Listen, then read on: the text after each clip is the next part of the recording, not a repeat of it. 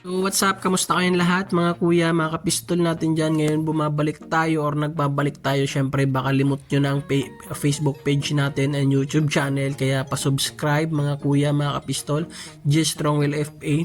Ayan, so nag-utay-utay tayo or bumabalik na ulit tayo sa video. Matagal-tagal tayo na wala sa paggagawa ng video about guns. Dahil alam nyo naman nagka-gun ban. So na-stop tayo ng matagal, kaya ngayon ito nagbabalik tayo. Siya mauna nyo makikita Glock 19 na customized, mapapansin nyo, ayan, napakaganda.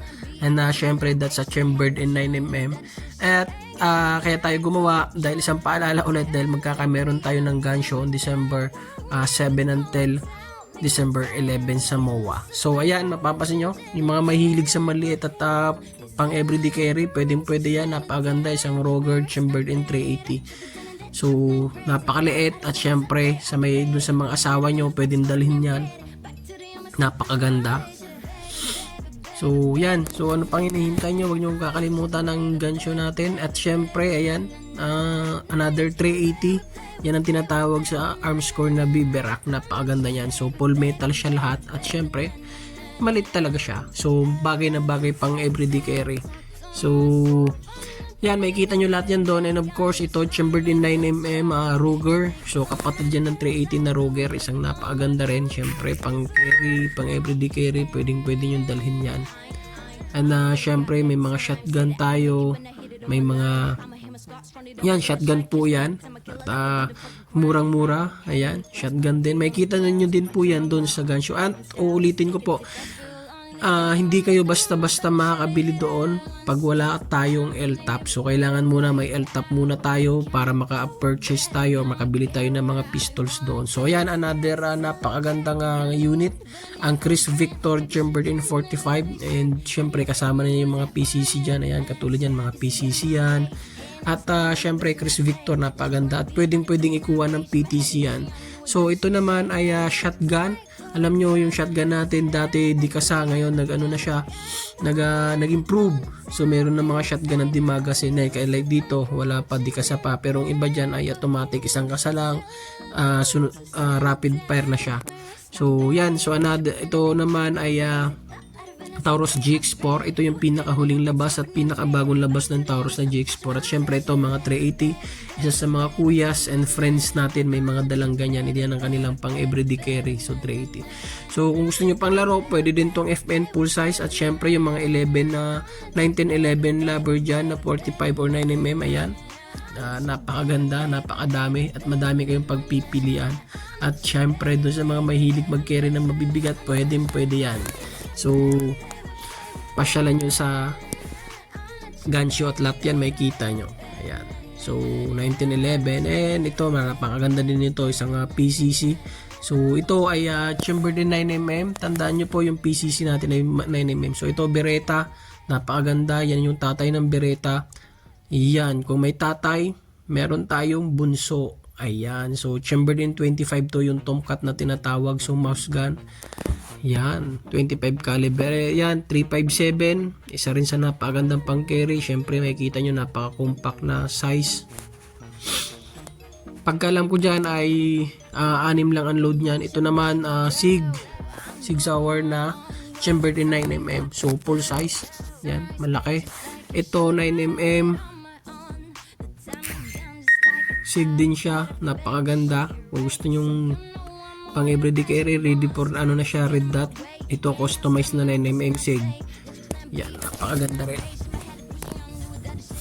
So ito CC naman, chambered in 9mm. So no, kung tatanong nyo sa akin, Kuya Strong, ano gang maganda pang everyday carry?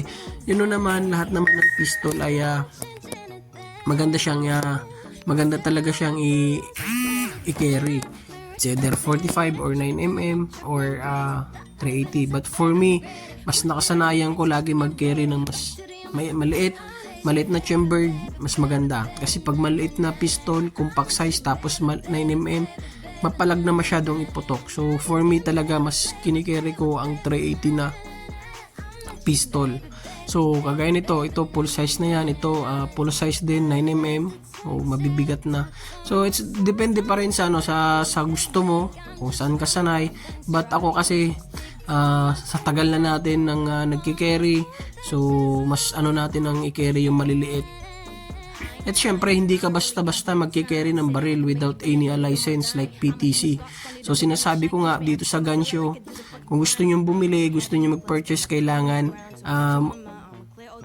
may LTAP kayo, license to and possess. So kailangan may LTAP muna, at syempre kung halimbawa nabili nyo yan, may LTAP kayo, at gusto nyo dalhin siya kahit saan, you have to get the PTC license first bago kayo makapag-carry ng baril. So ganun po ang ating proseso, hindi ho tayo basta-basta dyan makakabili without a license.